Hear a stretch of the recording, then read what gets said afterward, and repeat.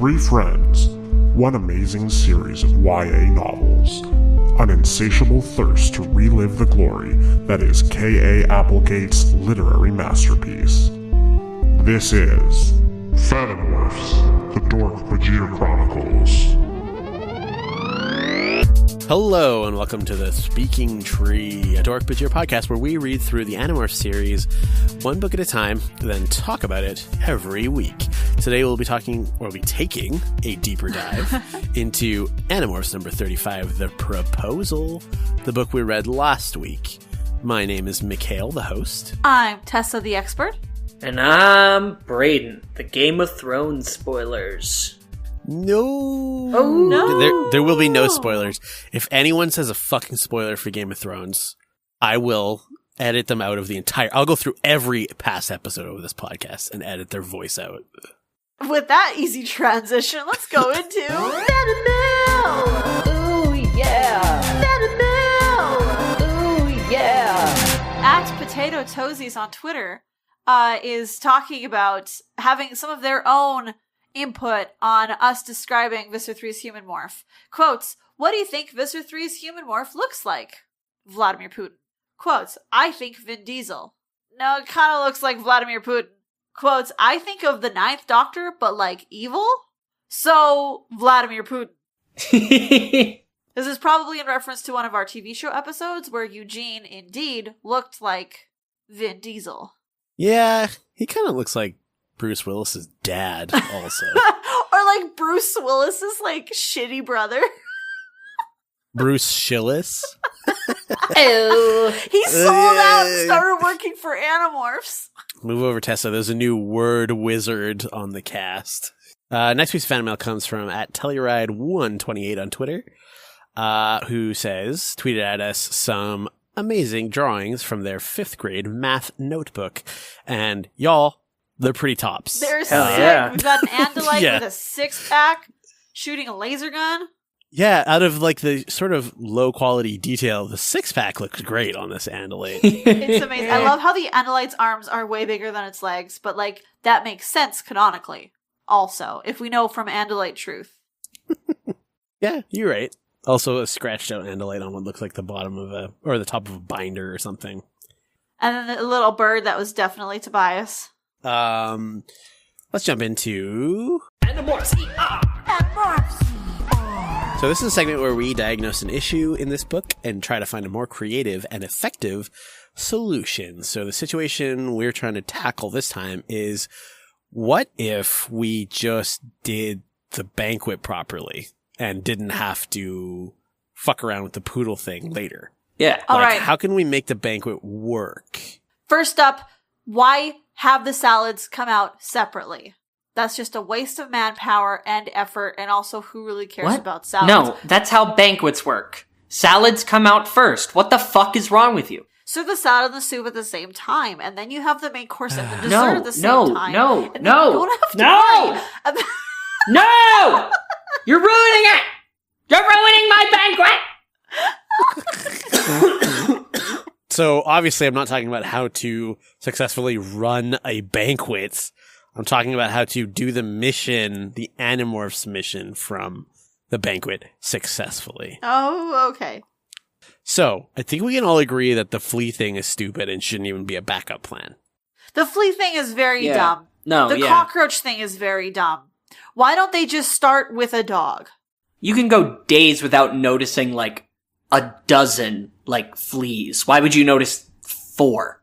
Like also the cockroach thing, which was plan A, it's like, if somebody fucking saw a wolf spider and a bunch of cockroaches come out of their salad and like started smashing them with another plate, I would be like, you're a fucking hero. Like, you're not, it's not like I'd be like, oh, that guy's so mean to bugs. Right? Like, he's not like, you know, a Buddhist monk from a folk tale. People will crush cockroaches that are in your food. The guy from Mouse Hunt died from a cockroach. And at minimum, you would freak out. Even if you didn't try to kill it, a normal person would freak out. Normal person would freak out. Oh, yeah. Would freak out. Yeah, Yeah, it was so a it's bad. not It was a weird. bad idea. Just I don't do freaked out bugs. reading it. People are going to be sad if you're mean to a dog. That's where you should start, is with the animals that people care about. There's a thing in script writing where they call the kick the dog. If you want to show somebody being a bad dude, even if they're like this great philanthropist that gives a bunch of money to charities, you show them being mean to a dog. And then the reversal is true. You have an anti-hero, but you want to make sure the audience knows they're actually a good guy. They're nice to a dog. Yes, exactly. Like, that's a whole Also, trope. dogs are cute and nice. Also, dogs are cute and nice. And not cockroaches. When we were brainstorming this, I thought, what if the dog in question, because obviously having a dog in a banquet, it's like, okay, a dog doesn't belong in a banquet, right? So we have to figure out a way to make it make sense that there's a dog there. Now, I think you could have a service dog there. That wouldn't make sense either, because then people are going to be looking for, okay, who does this service dog belong to? Hanson? Okay. This is my counter argument for like, why would there be a service dog with no person touching them or immediately near them? What's the number one rule when you see a dog where it's like, I'm working on like the vest thing that they wear? You don't fucking question what that dog is doing. If it looks like it's on a mission and it's doing a job, you don't fucking go up to it and be like, hey, where's your human? I obviously know more than you. A skilled professional in your field. Like, you would just be like, oh, fuck, that's crazy. I wonder. And then you would like creepily look around for people with, disabilities or something, right? I mean, that's what I mean, is that people will be paying attention to this dog. That's okay. That's okay to pay attention to the dog. Oh, yeah, okay. Of course, I thought we wanted the dog to be sneaky. And, like, hide in the salad. Like, wasn't the point that the dog is hiding in the salad? Hide in the salad. No, the point out? is, we want something that's, like, at the height of, if you hurt this thing, you're an asshole. So, dog is already at the top of that list almost, next to, like, human babies. And then a service dog? You fucking fuck with a service dog, I will come to your house and kill you. Which is not exactly what's going to happen. No, they're not going to kill him, but you get the idea. Okay, so what do you do? So your dog, your service dog, you right. steal a vest. That's from where I somewhere, got stuck. And then you go, maybe just like go sit beside William Roger Tennant and just like lick his hand and just like keep licking. Be like uncomfortably close to his crotch and just like licking his pants the whole time. Like, not like to the aggressive thing that Marco does later in the book where you're pulling on his cuff and yapping and stuff. Something quiet so you don't bother the other guests is just deeply uncomfortable for William Roger Tennant. Maybe peeing on him? I mean, that might get you evicted from the whole banquet. Right. So it raises another question of like how to do something to him without making it look like you're a rogue dog, which obviously people have a lot less sympathy for like a stray dog that just walked into a banquet. The vest, I think, would help with that. But then if you're bothering William Roger Tennant, then he's like, security, please get this dog out of here. This dog doesn't belong here. God, this would be so much easier if you could morph a human. Fuck. This would be so much easier if you could morph a human. Well, Axe can morph a human. Why can't we? Well, because he got consent from everyone. Wait, can we morph an Andalite? I don't no, see how that would help. No, but Andalites don't have morphing powers. Can we just pull like a Galathrax of Space Command and just be like, we have determined that you must leave to join the collecting. Leave now. Wait. What? I think you hit I don't think that you're right in any shape or form. But I think you hit on something really important there, which is private thought speak. Ah. How could we fuck with him? Because he obviously knows what thought speak is, sounds like, and comes from. But he wouldn't be able to pinpoint the source in a room full of people. This is true. So what if you were just feeding him like, that dog's gonna fuck you up. That dog's gonna fucking piss on you, shit down your throat. That dog is carrying a literal bomb. Or something like that. No, I was thinking not even the dog. Just stick with the roach, but don't be anywhere near the banquet and just channel your thought speak to Tennant to be like, people suck and I really hate animals. Oh my god, and try and throw him off his groove that way. But that's just going to make him like stumble over words. That's not going to show people like he needs to like hurt an animal in front of people. Okay. Oh yeah. But like an animorph in the shape of an animal, not a real animal. And we need to arrange to get them a gun. To get Tennant a gun, so his immediate instinct is to shoot the dog. Ooh, it would be pretty hard to plant a gun on him as a dog, I guess. Okay, I've been thinking about this all wrong. We don't want the dog to bother Tennant while he's still sitting at the table. We want the dog hidden under the podium so that when he goes up for his speech, boom, surprise dog on the stage with you, delighting the audience, stealing your thunder, driving you insane. That's when he's more likely to hurt the dog. Sorry, but how does he get mad at the dog enough to hurt it, though? Because you're still doing all the annoying shit to him on stage and everybody's there laughing. Oh my god, so cute. I feel like, okay, so here's the thing. He knows what thought speak is, right? So he's not going to think it's some kind of demon. He's going to know it's the Andalites fucking with him.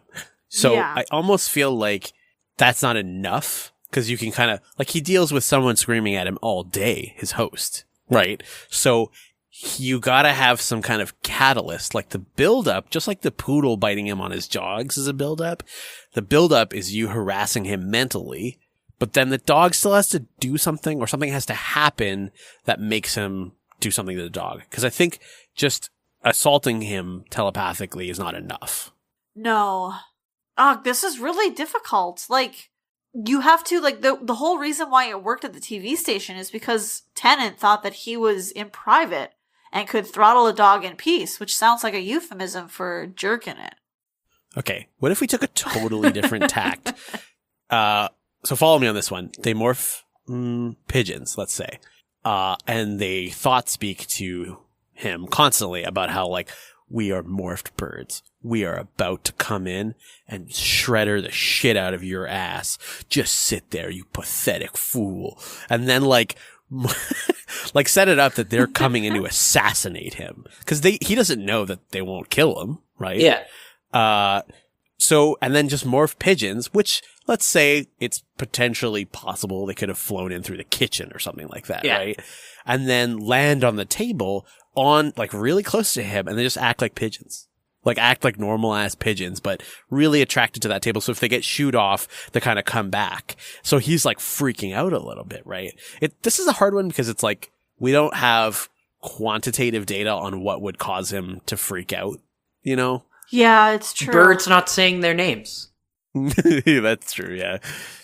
It's hard because, like, I feel like Tennant is so tightly wound, but there's no way to make him crack at the banquet because he's going to be performing so perfectly well the whole time. Yeah. Right? Like, you have to do so much more legwork to actually make the banquet a success. Okay, here's another tact. Let's assume that the television network thing, the like false televised choking of the poodle, is still the plan and was the plan from before the banquet. How can we use the banquet to set that up so it's even more likely to happen? And so, in a way, is a success for the Animorphs. I still want a dog under the podium, and then the surprise dog while you're speeching, you're standing up there at the podium. And you cannot kick this secret dog that's in the cubby under the podium. And this secret dog has his nose right in your junk and is just like nibbling on your knees or like tugging at your shoelaces or being really fucking annoying. Nobody else knows this secret dog is there, but you know that if you kick the secret dog, people will start to know. But if you just said, like, oh, MC, whose dog is this? And the MC is like, what dog? And he's like, this fucking dog right here. The MC would just come and take the dog away, wouldn't it? Yeah, but you'd still be bothering him as this little dog. And that could be a cute thing about, like, and then, like, and then it would be a cute moment of, like, when a dog is loose on a soccer field and is just having a grand time running around and everyone's trying to catch him. That would be you on the stage running around and everyone's trying to catch you. And, like, the Benny Hill theme is playing and William Roger Tennant is just trying to talk about love and how much he's grateful for accepting this award and whatever. And there's a dog. There's no rule that says a dog can't join a intergalactic war. I mean, that's true. That's what Airbud 16 was about. His kids go to space and join the intergalactic war between Yeerks and Andalites. Okay, I agree. Like, having the poodle there, like, fucking with him mentally is probably a good plan. I don't think we need any of the thought speak. I think just the poodle being there as part of the build-up to the secret throttle is enough. Brayden, I can hear your brain cogs turning, trying to get a bomb into this situation somehow. Yeah, I guess. Oh my god. Oh my god, of course. We just plant a bomb on him. What? We just plant a bomb on Mr. Tennant and then and then we pretend to be like we just put on a vest that says bomb sniffing dog, and then we find, quote unquote, the bomb and make it look like he was trying to blow the shit out of everybody.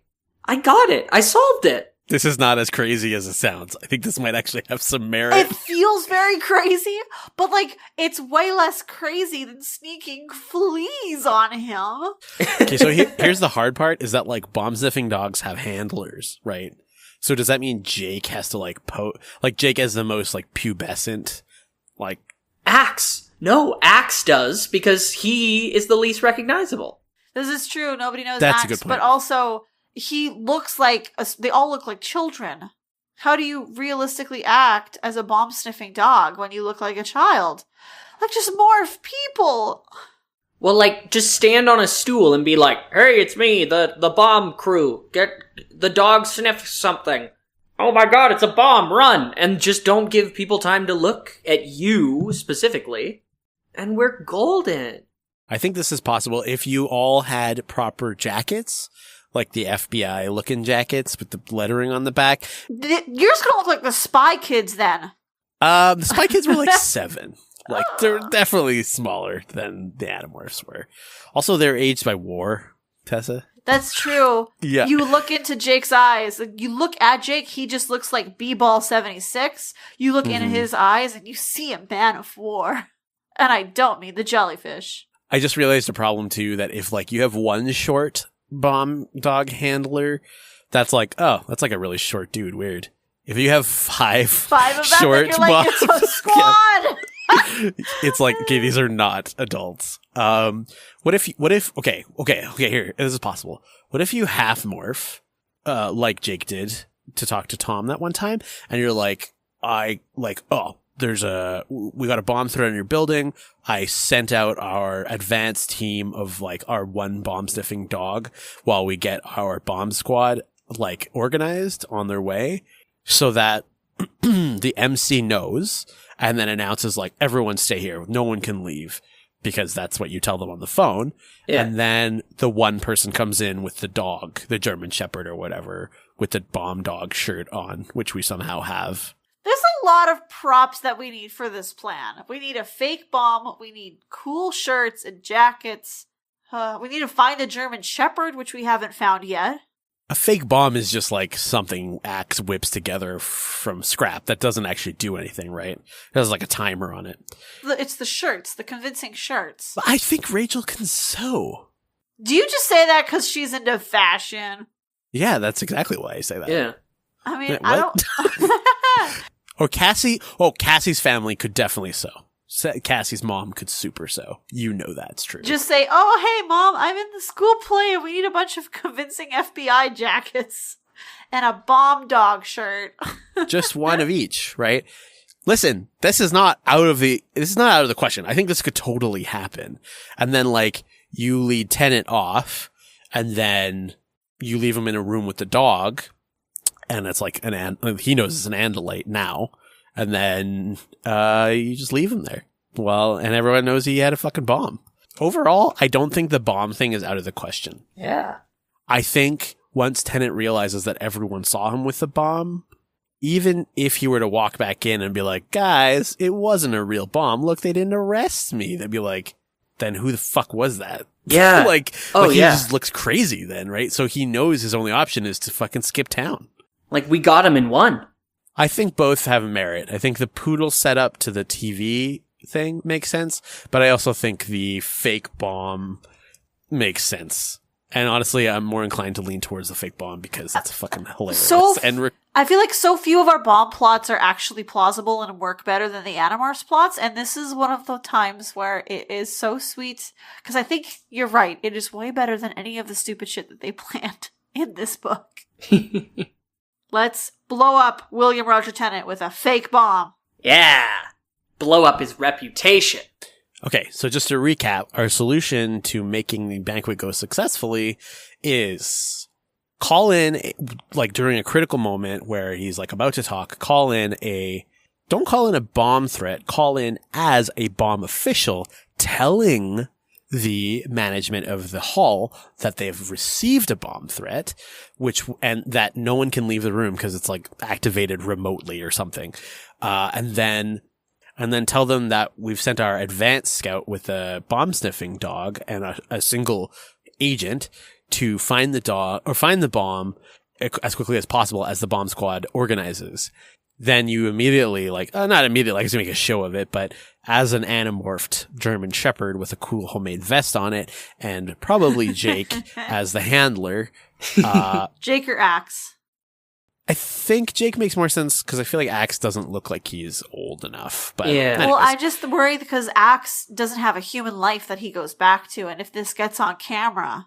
Yeah. Axe's human morph it's gotta be like slightly variant, right? Like I feel like there's more bend to what he can make it look like. I feel also like Jake would act more like a human. Like, I feel like Axe is a bad idea. Okay, that's fair. Anyways, send Jake in as the handler.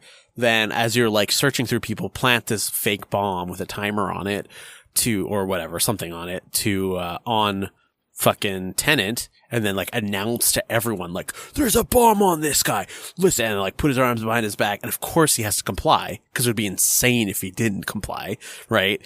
Then lead him to a back room, threaten the shit out of him as a dog, like you as the handler leave, threaten the shit out of him as a dog, and he'll skip town, take him to a back room or something, to the pig bin or whatever it was called.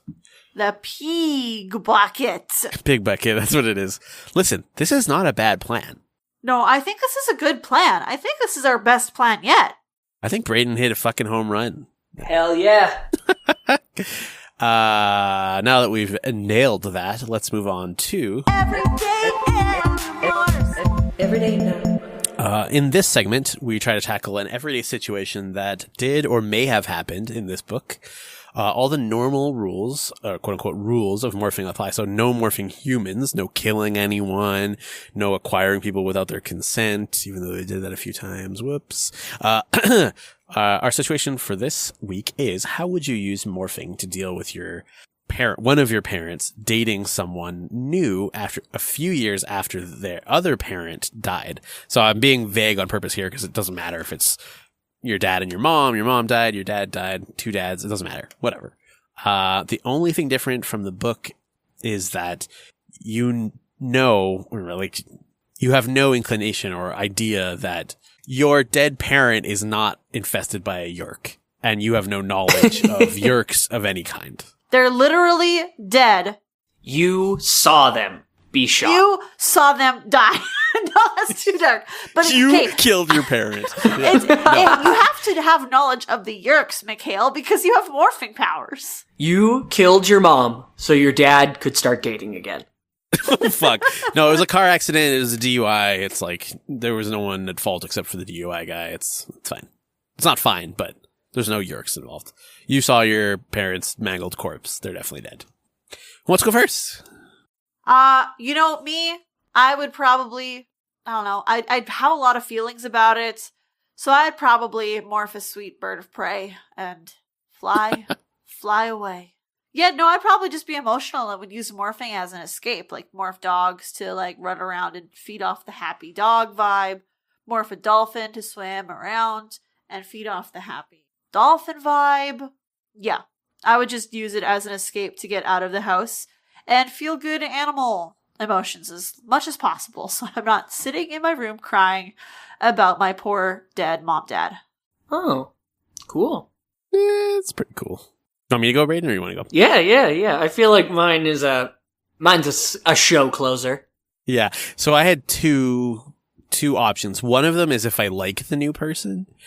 One of them is if I don't like the new person. So if I like the new person that my parent is dating, I would morph things that would like make moments in their life seem more romantic. Like they take a walk in the park and like a flutter of doves, or like one dove, I guess, because I can only morph a flutter of one sad dove. A flutter of dove. like flies away as they get near, or like a dog comes up to them and like gets them to pet him and is happy and whatever, or something like that would make them, that would give some kind of better connotation, or like better than it could have been connotation to when they get together and do stuff. Alternatively, if I don't like the other parent, what I would do is like whenever they come over, I would like, I mean, I'm sure I would know, or I could find out when they were coming over. I would like morph scary animals, like animals that were like maybe just a little bit implausible for the neighborhood, like if they're coming to my house. So like like a wolf in the suburbs, it's like, it could happen, but it's pretty unlikely. Like I wouldn't morph a panther, because then it's like, what? A coyote you could morph, or maybe a mountain lion, depending on where you live. Exactly. So like something that's like pretty rare, but also not impossible. Yeah. So that it wouldn't like attract too much attention. And then I would just like prowl and fucking like, they're like walking up my walk and I'm just like, but then I never like pounce on them or anything. And they like might back away and then I'll run away. But I'll do that every single time they come over, man. until they're just like, I can't fucking come to your house. And then like she'll tell that to my actual parent and they'll be like, I don't think there's wolves around here. And then they'll go out and look and I'm fucking back in my room already, like playing fucking cod blops, kicking ass. And fucking no one's the wiser. Fuck that person. Cod blops, baby. Brayden? We didn't really talk about how, like, Marco was definitely on 4chan when he called those guys morons, right? I don't think 4chan existed, but yeah. No, but yeah. Much. 4chan has existed for a while. I don't know if they had a music board, though. 4chan was not a thing in, like, 2000. Definitely not. I mean, an equivalent of 4chan.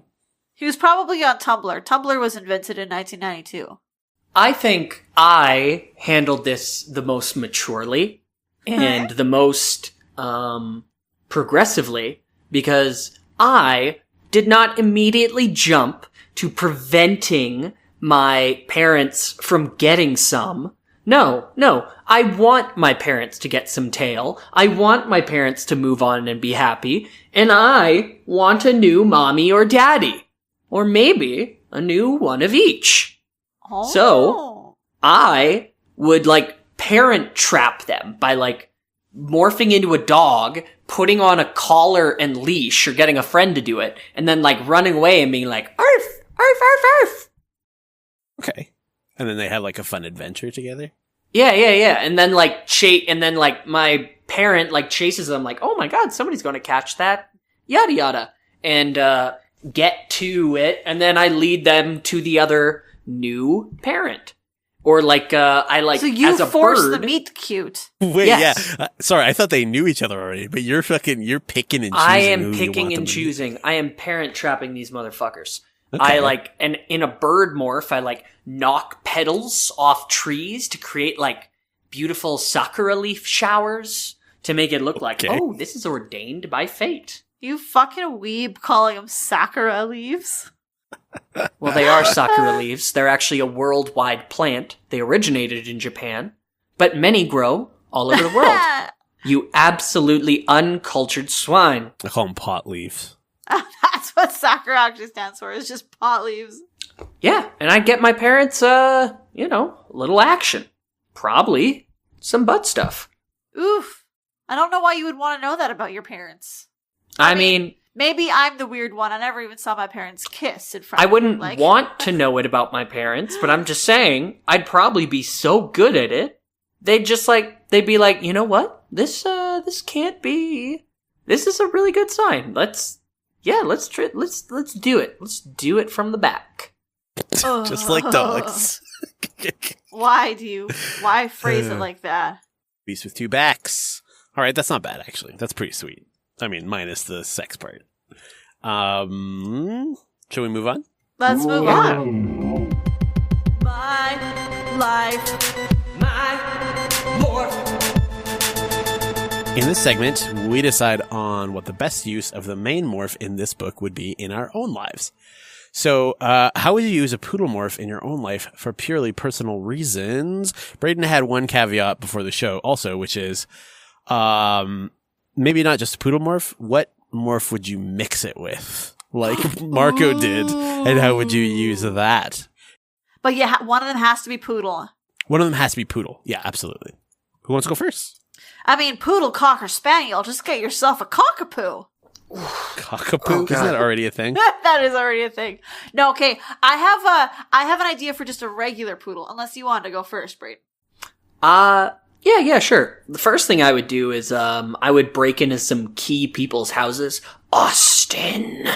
Oh, God. Yeah. Poor Austin. And then, my main thing is really, I would just sell high quality, rare poodle sperm for cash. And yeah, I would just What morph. is with selling sperm in this segment? Also, I don't think poodle sperm is rare. Have you seen? All dog sperm is sellable. It's sellable, but it's not rare. I mean, rare enough if I morph a good enough poodle. Oh, you got me there. I would. Okay, if I was just a poodle, I would super, like, let my friend, like one of my friends in on it and be like, listen, I have a plan to fucking wreck dog shows. And then I would just, like, watch, like, look at it. Like, if you're a human in a dog morph, a fucking dog obstacle course is a joke to you, right? Like, you could just easily do what you know is the best thing. Now, obviously, there's some aesthetic elements as well, but I say, do your best what you can with what little funds you have on this dog. Oh, wait, how does it work if you morph out? Does the shampoo stay? I don't know. I guess you could do it right before the show, but then once you make enough money, then you can just hire someone to do that for you before the show, right? The kicker, I would act like a total diva to the other dogs when the judges weren't watching. Like, I would piss on them or, like, eat their food or something. On the topic of sperm, though, I would, if I was going to mix the poodle, I'd mix a poodle with a cat, like a house cat. Then I would breed with other dogs or cats. I would try what I could until eventually it makes a cool new breed of cat dog. I Cat, think you cat just dogs. want to, like, have sex with animals, Mikhail. In the name of cash, making financial. Cool Howard Kish. Exactly. Make millions. I mean, you know that I know what both dog sex and cat sex looks like. Neither This of is them look true. fun. This is a business choice. Come on. I have a couple of things that I would do. I would, like, eat McDonald's trash so that I could save money on having to pay for nuggets because the nuggets could are do that now. ridiculously expensive. You can do that now. Yeah. I would feel bad about doing it now. As a dog, dogs already eat trash. It's fine. I could eat the chicken nuggets that are on the parking lot. I can't do that as a human without being talked to by my mom. Okay. I would see if those ear scratches are as blissful as they look. And I would go to the dog park and I would police the dogs there. And, like, bother the bad owners who, like, aren't correcting their dog when their dog is getting out of hand and beating up on a smaller dog. Like, I would just be like superhero dog and save the dogs and make sure everybody's having a good time. How come Tessa's answers are always like this, like, pious, sort of like selfless behavior? And me and Brayden's is always like, I will harm someone. I will find a way to harm someone. I will harm at least one person. Hey, we're all on brand. Also, I would try to morph a poodle and an albatross, because albatross have got the biggest wingspan of all the flying birds, from what I remember. So I would try, especially if I'm a toy poodle, I could potentially be a flying dog. Or at least a gliding dog, where you run to the top of a hill and you jump off and glide for a little bit. That would be sick. I like that you're assuming also that the wings will come out, like, perfectly. Oh, yeah. Oh, no, we're picking and choosing. Okay. Right. Yeah, just like the books. Yeah, okay. From the fans, we've got a lot of people who said the same things that we said. Peeing everywhere, getting pet by strangers, tricking crufts into, out of their winnings. I particularly like at your and Anthony and Alex from Facebook, sorry, who says basically the gist is like to show up my own dog. Show my dog how to Yeah. be a good dog. Yeah, to either show my dog how to be a better dog or to just like bother the shit out of my dog. At point26 on Twitter would say, if for some reason I wanted everyone except for all of the worst people to leave me alone, that's why I would morph a poodle. I mean, the sense is a little bit weird, but like, yeah, if I only wanted to interact with the worst people in the world, I would morph a toy poodle. Which is, harsh. But also, have you seen any animated movie that involves a poodle? Poodles are always stuck-up bitches. I think it's the curly hair. I don't know why. I think it's the Frenchness and the curly hair. I think it's fucking stereotypes is what it is. I like this answer we got from JC Blank on Instagram, who would use it to end up in random places and be a cute but creepy dog. And it's like, that's just ominous enough to make me wonder, what on earth are you planning? I like Anyanka and Horatio Octagon from our Discord said they would win dog shows, which is exactly what I said, except for the caveat for Octagon's boyfriend would lick his own balls, which I didn't mention, but now that I'm reading, I 100% I'm going to steal that and agree with it from my answer. Because, Brayden, come on. Like... Well... I mean... Yeah. Don't lie. If you could, you would. Every dude, every duder, every real man knows. If you could reach, you would. Yeah, well, okay. Yeah, I mean, the way that we can already reach, we do like well, crazy. Well, wait a minute. Why are you just saying that to me? Like, Tessa could reach too. I mean, I'm not saying Tessa wouldn't. I just feel more uncomfortable saying it to Tessa. Yeah, because I'm the pious one who wants to save the downtrodden dogs from the bully dogs at the dog park. I'm trying not to sully Tessa's idea of sucking her own. I'm not going to say it. Don't! I feel so uncomfortable now. It's fine if Brayden says it, but when you say it to me, Miguel, it just changes something in our dynamic. Like, when I say it, it's like her gross brother saying it, and it's like, well, I'm used to this. But when you say it, it's like her dad saying it. Yeah. I'm sorry I even brought it up, honestly. Nikhil's not my dad. I'm older than he is. I'm older than all of you. Sure. Yep. This is the podcast where it becomes canon. Tessa is 48. Knew it. That's why I am so great, is because I'm 48 and it rhymes. And things that rhyme are true. Sorry, rip me a new timeline where Tessa's Brayden and I's mom. Yes. But she had to get an in vitro like thing because I'm so friggin' old. That's not true. Let's move on to predictions. Next time, we'll be talking about Visser, as implied at the end of this book. Brayden, why don't you slap me silly with some of your predictions? I don't know. This one's really a mystery. First off, I don't know what a Visser is. Oh my god. Second off, this cover, like, what even is that? Is that something that, like, has been described before, but more vaguely? I don't recognize what this thing on the cover is. Like, but also, even if you don't recognize it, you can appreciate how cut the ass. Though. You know, what's really unfortunate is that the fucking artist did not understand, like, how to do perspective, because the front hoof is so wrong. So wrong. And the back hoof is also bad. Like, all of the hoofs look bad. He looks undernourished. Like, he looks like one of those scrawny dogs you see in a Sarah McLachlan commercial. Why does the front left leg look like it's literally stapled onto his body? I know. This bad perspective. One of my favorite things that exists in the world is how-to draw books that are done by people who don't know how to draw, but they're so confident in themselves that they teach other people how to draw. And they'll show you how to recreate their terrible drawings with the bad perspective and awful proportions. And it's like, you have so much confidence. This is great. I like those. I've seen things like that, and they're usually how to draw like comics, like comic. It's usually characters. Comics or anime because then they can write it off as their personal style. It's like, don't think so.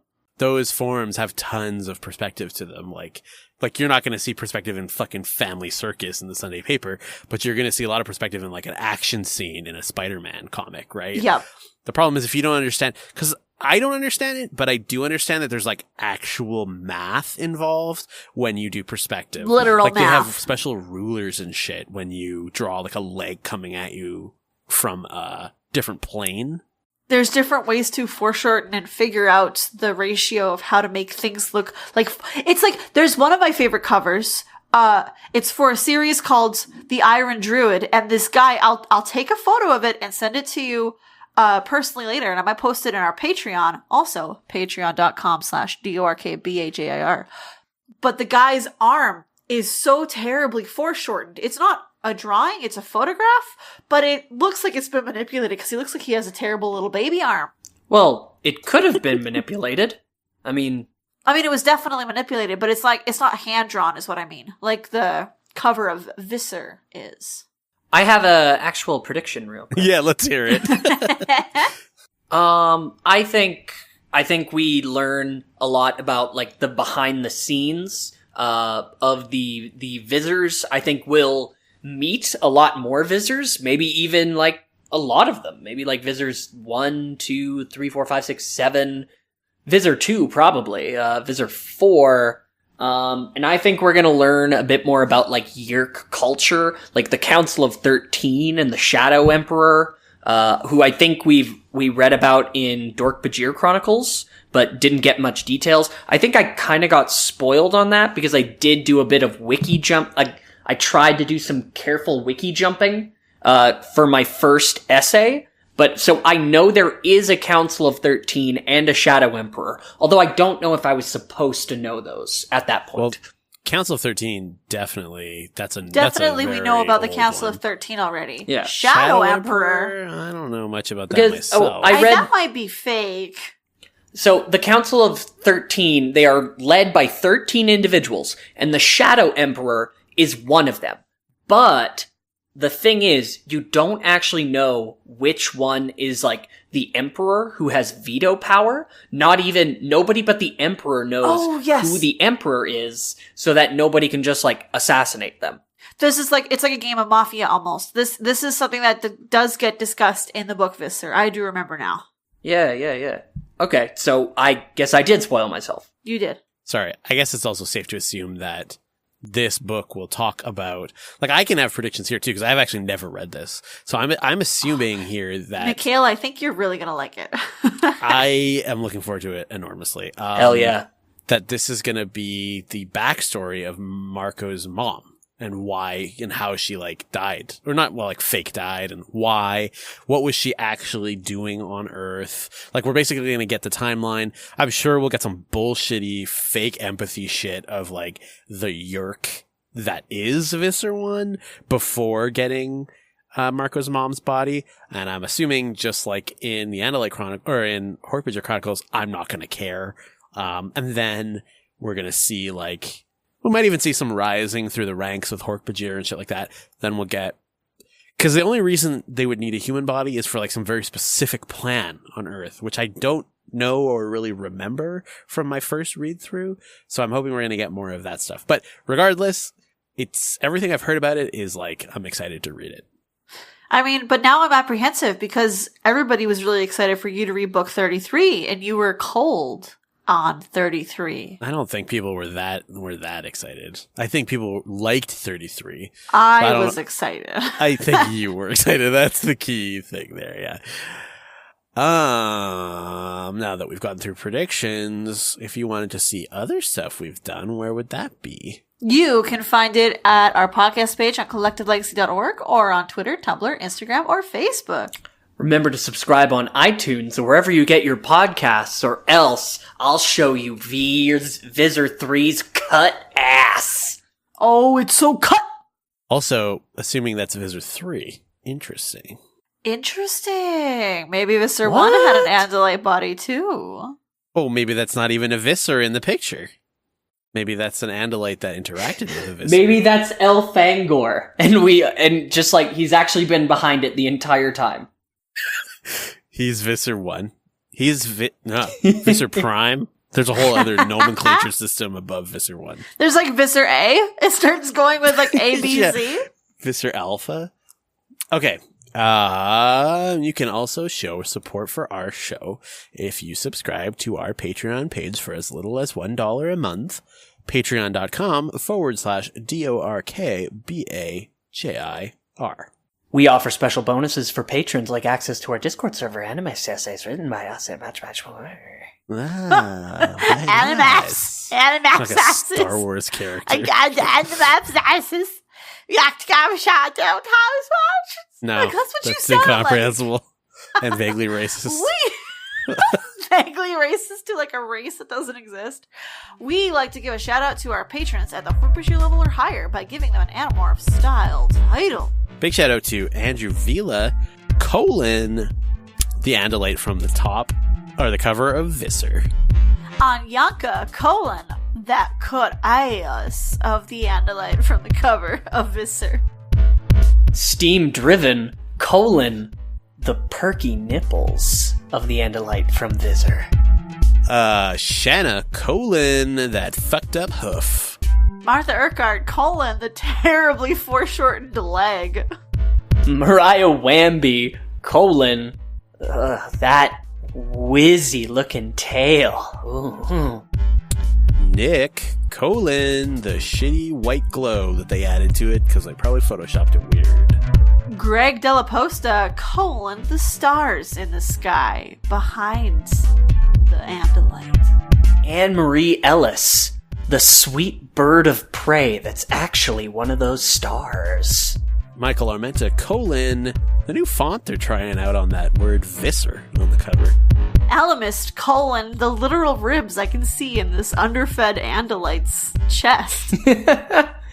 Ace Chavez, the weird place where the front leg meets the torso. Zachary Vaudo, the fact that this Andalite is probably flexing so hard that his asshole prolapsed. For the Fanimorphs, my name is Mikhail, the host. I am Tessa, the expert. And I'm Brayden. Did you just say one of our fans had an anal prolapse? No, but now you did. Damn it. Yeah, this has been Fanimorphs. The Dork-Bajir Chronicles! Can you imagine flexing so hard that your asshole falls out, though? I mean, yeah, I just imagined it when I was coming up with that line. What the fuck? What the fuck? Shit. Guys, I think I just heard a gunshot in my neighborhood. Hi, hello, welcome to the ad for the show. I'm Mitch, the host of Wank Talk Radio. On this show, I talk to interesting people about interesting things. Do you need to know more than that? Okay, fine. Pretty much we'll talk about whatever my guest is interested in or passionate for. Sometimes it'll be silly, sometimes serious, sometimes a bit of both. Whatever the topic is, hopefully we'll find a way to make you that much more of an expert about it. You can find us at collectivelegacy.org, along with some other equally awesome shows on our network. New episodes of Wank Talk Radio are every Sunday and Thursday, wherever you find your podcasts. Let us know what you think on Facebook, Twitter, and Instagram at Wank Talk Radio. That's WENGH Talk Radio. Wank Talk Radio. Brought to you by Collective Legacy, a podcast network.